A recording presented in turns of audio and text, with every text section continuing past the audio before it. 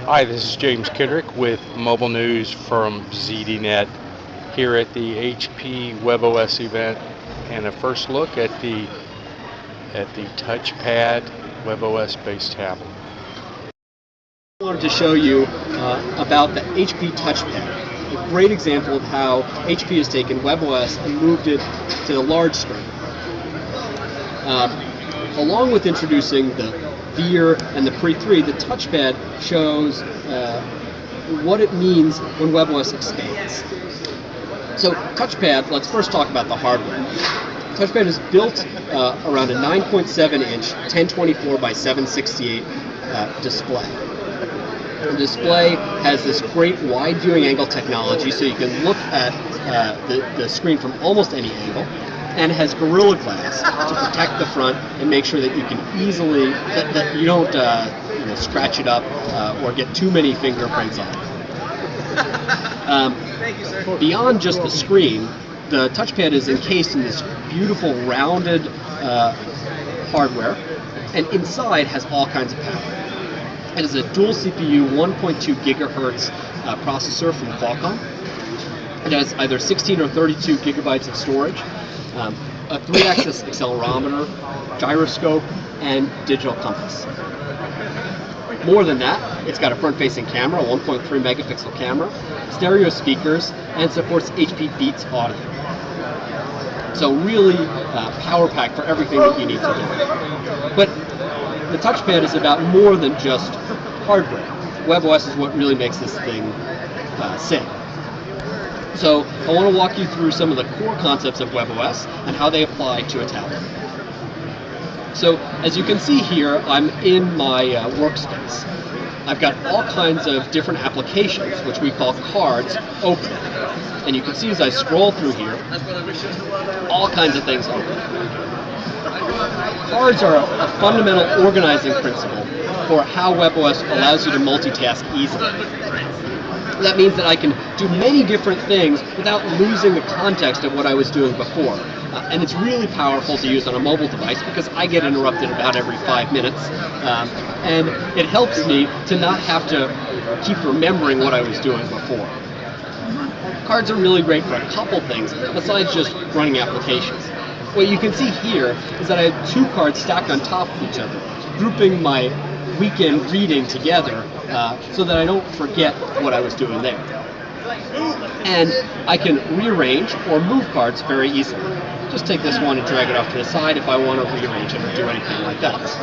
And when I want to close an application, all I do is flick it off the top of the screen. Something that's simple and a whole lot of fun. Alright, so the other cool thing about WebOS is the notification system. And the notification system for Touchpad is really one of the things that makes it so easy to use. You see up at the top of the screen here both a messaging bubble and an email icon. What that shows is I have both a message and an email to deal with. All I have to do is tap on this, and you can see how I deal with notifications. What's best about Touchpad here is that it's not just static notifications to some blinking light somewhere. I can actually triage my email right here without leaving the browser. Here what you see is something we're calling stacked notifications. You can see the sender and subject line of one email, but if I swipe that away, you can see the one before it. And I can go through and triage my inbox like this without having to switch into the email app. I'm not deleting these, I'm just saying, yeah, I know about it, I don't need to deal with it quite yet. Or if I wanted to get rid of the entire notifications for email, I could swipe the whole thing away. A really great and easy way for me to deal with my data on my terms. Okay, so I showed you a little bit about how notifications work. Let me show you about how the email app works. So here I have an email open. And this email is quite simple, but it's in a large view that allows me to focus just on it.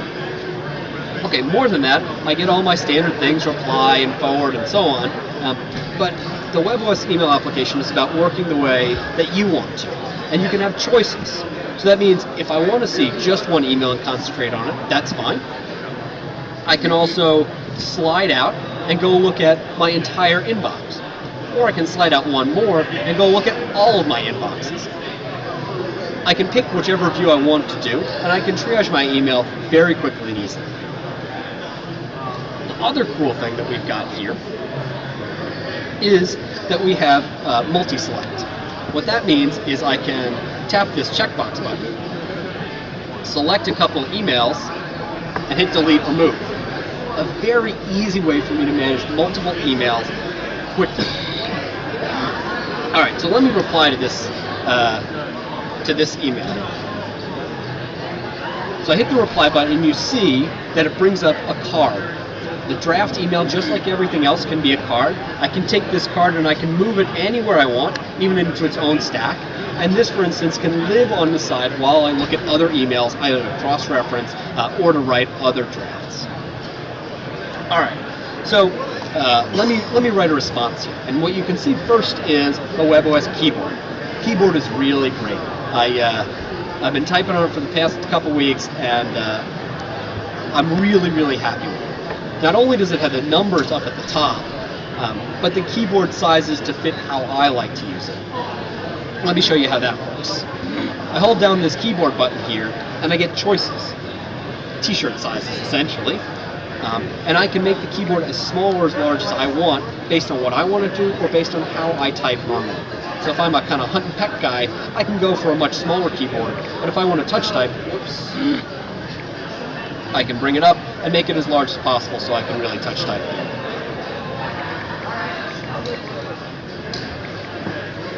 And you can see, very easy to type very quick, very responsive. All right, so I showed you a bunch about the keyboard and the email app. Let me next show you about Photos. So Photos is another place where synergy is demonstrated in a really slick way. So my Photos app doesn't just have my local photo content. It has my content from Facebook, from PhotoBucket, and from Snapfish all in one place. I don't have to go to 3 different apps or 4 different apps to get what I want. It's all in one place. And I can page through it as one seamless interaction. So you can see here my Facebook photos. It came down from Facebook, no problems. And I can pick one, and I can swipe through them just like you would expect a Photos app to be able to do. All right, great, easy. Zoom in and out as well. So, but we want to be able to do more than just look at pictures. I want to be able to interact with them. So, up at the top, I tap the picture, and you can see a couple of different options. One of the options is comments. These are comments from my Facebook photo. I can tap here, brings up the keyboard, and I can respond to it. So I can easily interact with my friends about my photos without having to go to a separate website. Really great. The other really awesome part about the Photos app is printing. Now we're HP, right? We are the #1 market leader in printers. And printing is part of what we do. And it's real easy. I press the print button. Oh, it tries to find a printer. I would